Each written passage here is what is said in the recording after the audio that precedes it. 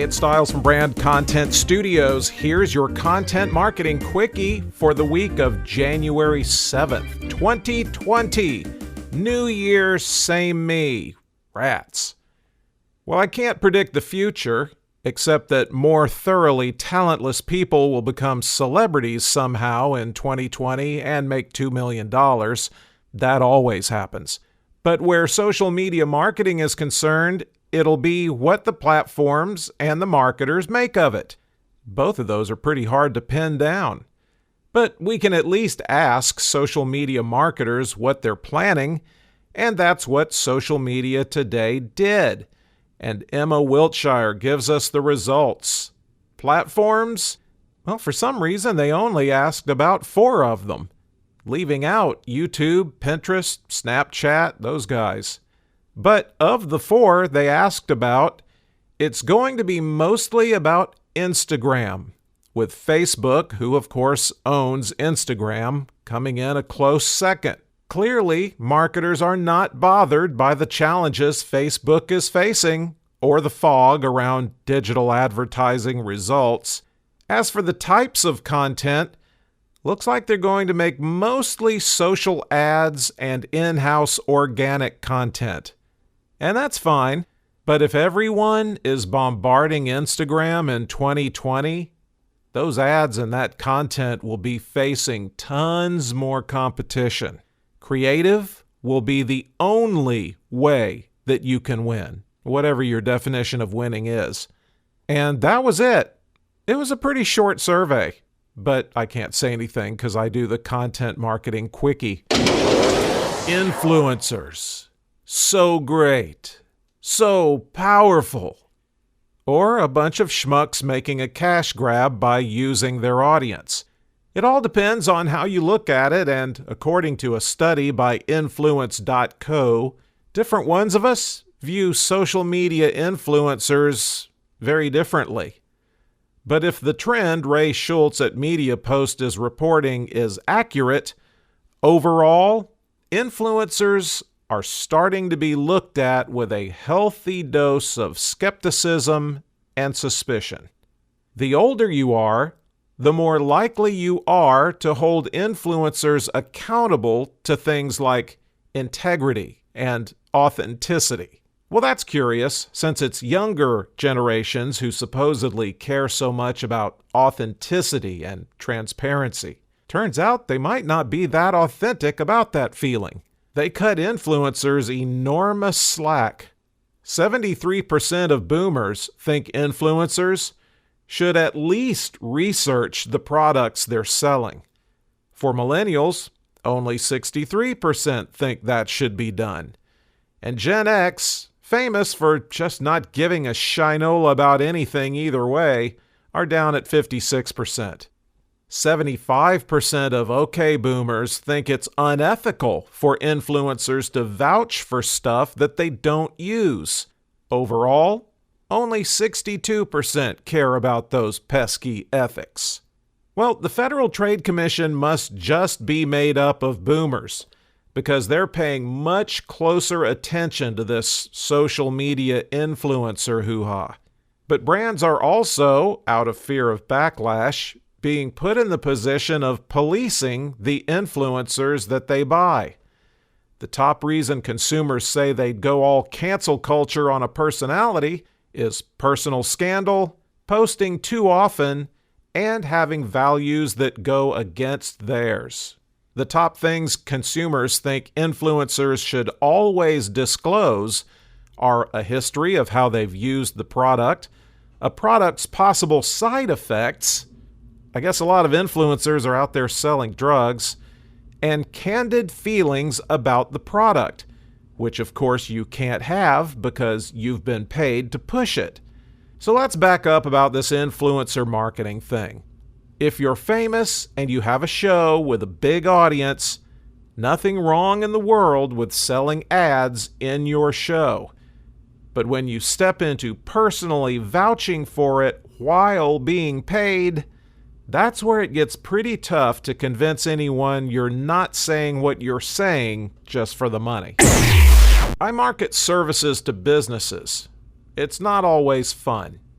The whole "I can be of help, but only if you let me" thing.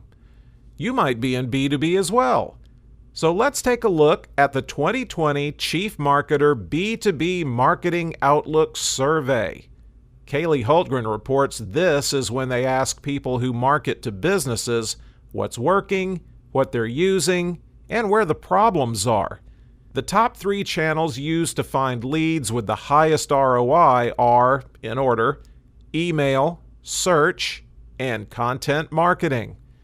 Now, what strikes me about that is how content marketing is a big part of email and search.